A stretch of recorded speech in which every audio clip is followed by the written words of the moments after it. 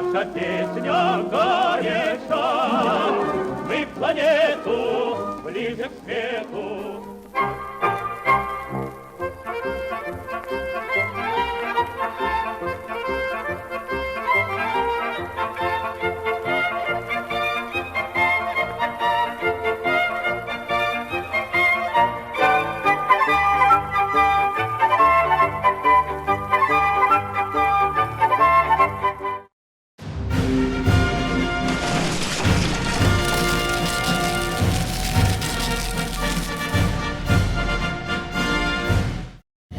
Добрый день, уважаемые пассажиры. Фирма Lux Express приветствует вас на маршруте Рига-Тарну-Таллин. Рейс продолжается 4,5 часа. Во время езды, пожалуйста, обязательно застегивайте ремни безопасности и желаю вам приятного путешествия. С либеральной демократией и рыночной экономикой Латвии повезло меньше, чем Эстонии. После распада СССР новая власть взяла курс на латвийский национализм. За несколько лет из Латвии уехало около 500 тысяч человек. Те, кто остался, приспособились, но озлобились. И теперь на улице не стесняются в выражениях. Нам надо гражданство, нам надо возможность работать, и нам надо, чтобы ваша власть не крала деньги. Русская пропаганда с удовольствием развивает эту тему до абсурда. Латвия лишилась больше миллиона своих граждан, а это треть всего населения страны. В соседней с нами Латвии продолжается политика выдавливания русского языка из системы образования. Люди просто уезжают отсюда, до 3000 человек в месяц. И это в последние 25 лет, годы новой независимости Латвийской республики. Конфликт, безусловно, есть. Везде и всюду существуют преграды и фильтры. У нас порядка 95 и выше процентов всех престижных рабочих мест и топ-позиций в обществе занимают этнические латыши. То есть в данном случае я рассматриваю как форму геноцида, безусловно, как форму этнического противостояния. Противостояние противостоянием, но на наш скромный взгляд с геноцидом Михаил перегибает. Ведь у него самого есть и гражданство, и работа в университете. К тому же Михаил почему-то позабыл про Нила Ушакова, этнического русского мэра Риги. Мы приглашаем на эту сцену мэра Риги Нила Валерьевича Ушакова. Поговаривают, что он вообще агент Кремля. С Днем Победы, Рязани! С великим праздником вас! В 2016 году в Риге в праздновании 9 мая приняло участие несколько тысяч человек. Праздником Победы вас всех! Несмотря на то, что в Латвии это был рабочий день, а не выходной. Мы случайно нашли одного пострадавшего с этого мероприятия. По результатам акции «Бессмертный полк», в которой я принимала участие, мое государство создало мне такую ситуацию в жизни, что я не могу нигде пока работать. Вообще нигде? Нет.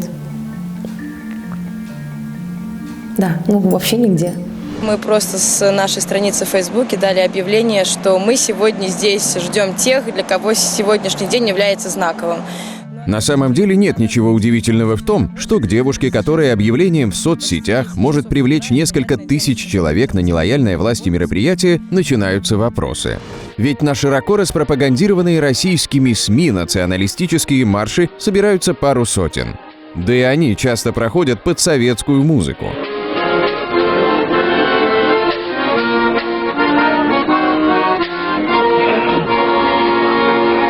А катастрофа уже действительно в затылок дышит. Казалось бы, в ситуации, когда Латвия стремительно теряет население, власти должны быть более внимательны к оставшимся. Например, к русскоговорящим латвийцам, которых в стране больше 500 тысяч человек. А вместо этого многих из них даже гражданами страны не считают. Я не являюсь угрозой для этого государства. Я, наоборот, живу здесь и пытаюсь всячески его сохранить и создать в нем благоприятные условия для жизни и себя, и других. Но, видимо, наша страна считает по-другому и видит агрессора в любом человеке, который так или иначе говорит прорусское или на русском. Конечно, стратегически верными действия латышских властей можно назвать с трудом. Однако большой сосед помогает им как может. А почем майк с Путиным? когда Россия достаточно резко себя начала вести по отношению ко многим другим странам. Где-то это было понятно, где-то непонятно. Не хочу ни оправдывать, ни поддерживать официальную Российскую Федерацию. Но одно могу сказать, что в Латвии, и мне кажется, в других странах поднапряглись, и немножко стало страшно. И в этот момент каких-то серьезных противоречий в нашем этническом пространстве, межэтническом пространстве стало меньше. Митрофан – украинец и гражданин Латвии. Учится, работает в финансовой компании и занимается общественной деятельностью. Бывает и в Европе, и в России. В 2009 году даже посетил Селигер. Бытовых трудностей не испытывает. Все у него хорошо. Я всю жизнь, как правило, работал на русском языке. Всегда основную работу приходилось делать именно на языке нашего ближайшего соседа, потому что бизнес ориентирован в основном именно на Российскую Федерацию. Что в банке, что в финансовой компании. Приходится общаться только по-русски, все коллеги русские.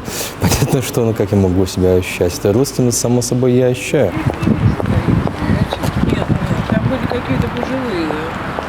Однако, по признанию самого Митрофана, ощущать себя русским на работе и на улице можно по-разному. Пару лет отработал помощником депутата Сейма, 2 раза участвовал в избирательной кампании. Но в тот момент я ощутил на себе некоторый негатив со стороны электората. Кандидат в депутаты 11-го Сейма Митрофан Слободян, Видзема, номер 30. Если приехать в чисто латышский город, представлять, в основном русскоязычную партию, то приходилось выслушивать очень такой довольно жесткий негатив в свой адрес, отвечать за грехи, как выдуманные, так и вымышленные своих предков. И некий дискомфорт пришлось ощущать.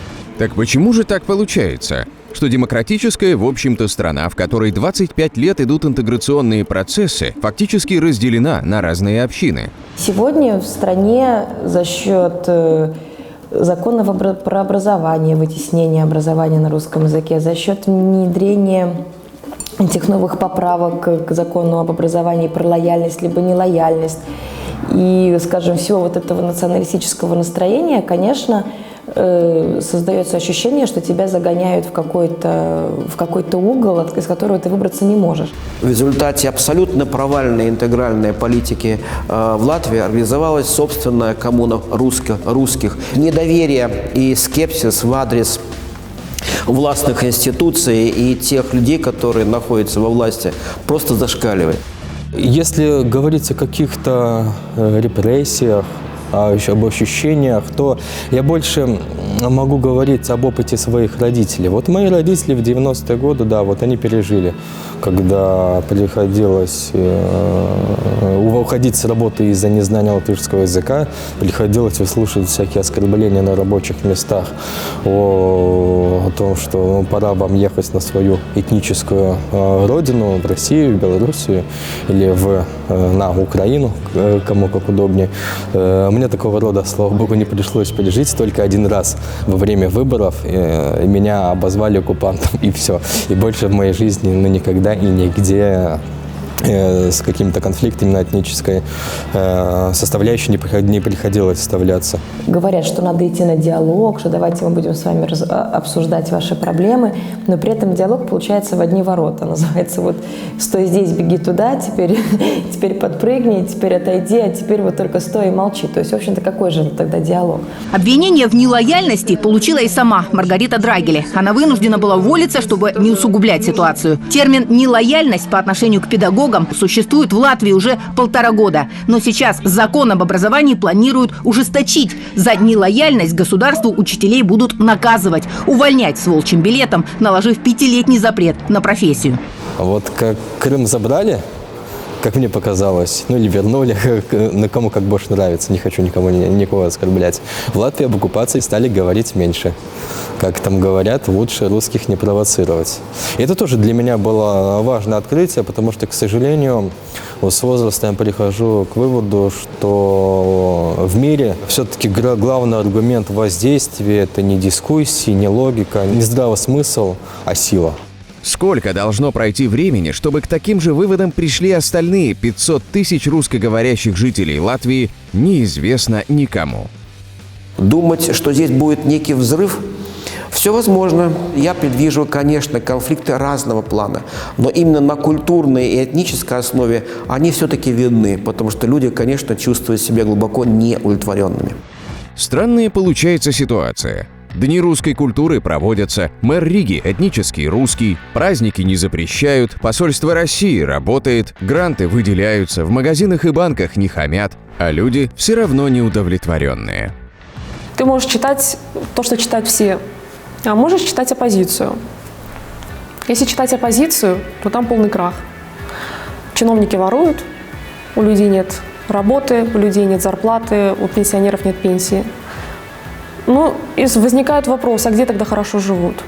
Ну, в Москве, наверное. Хорошо там, где нас нет, это во-первых.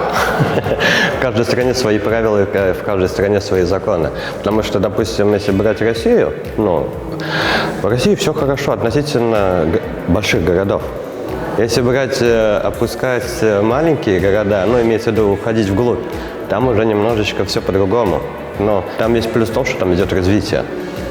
Они поддерживают своих людей, они поддерживают русский мир. То, что не поддерживается у нас в Латвии. Как я слышала, как я говорила с людьми, которые работают именно в Москве, живут в Москве, они зарабатывают прилично. То есть они могут себя обеспечить и машину, и дом, и семью накормить. А что делать людям, которые за пределами Москвы живут? У них, с их точки зрения, совсем другая ситуация. Они живут вообще в другом мире. Где ты родился? В Латвии родился. Я думаю, я отлично знаю, что запинки могу алфавит рассказать. Ну а как-нибудь ты деньги зарабатывал 13 лет? Я пытаюсь найти работу. А вы можете помочь? Чем? Мне, туда упало евро. Можете помочь? А что я могу сделать, если у тебя упало евро? Дать. Кроме таких форс-мажорных обстоятельств, как стихийное бедствие и война, я думаю, мало каких-то других дополнительных причин, факторов, которые меня повлияют на то, чтобы я переехал из Латвии в Россию. Я готов на время туда уехать, работать, учиться, но при этом хочется вернуться обратно, потому что здесь спокойно, тихо. Я уже привык и к латышам, и к латышской культуре, и к этому безгражданству, и к этой оккупации.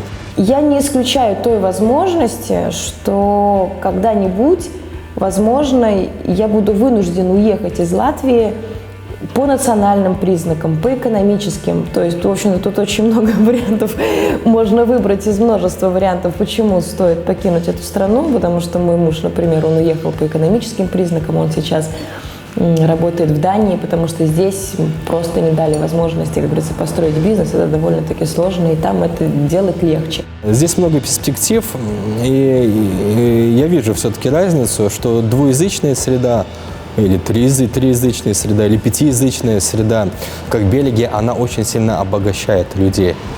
Может быть, люди это сами не осознают, но уровень мышления, уровень сознания тех людей, которые говорят хотя бы на 2 языках, а лучше на 3 языках или на 5 языках, он все-таки выше, чем те, которые говорят только на одном языке. Это относится не только к русским, мне кажется, это относится ко всем. Сейчас я строю свою жизнь так, чтобы создать здесь пространство для комфортного существования себя и своего ребенка. Потому что мой ребенок, он наполовину латыш получается, но в любом случае русский язык для него родной, русская культура для него родные.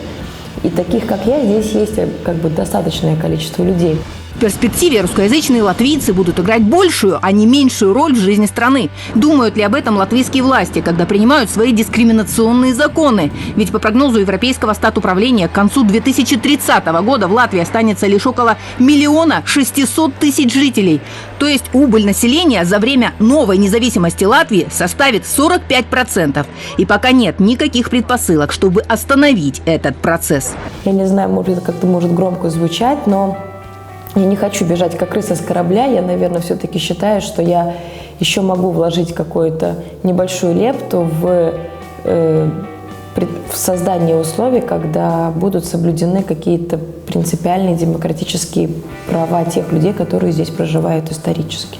Все-таки я оставляю кусочек оптимизма в том отношении, что политика все-таки не будет вечно она существовать в таком негативном исполнении. Конфликты всегда разрешаются, не всегда не в худшую сторону. И поэтому, ну вот, по моим прогнозам, после вот этого вот краха экономики, который вот для меня это вот 2-3 года, то, конечно, в конце туннеля все-таки есть свет. Вот это мой главный вывод.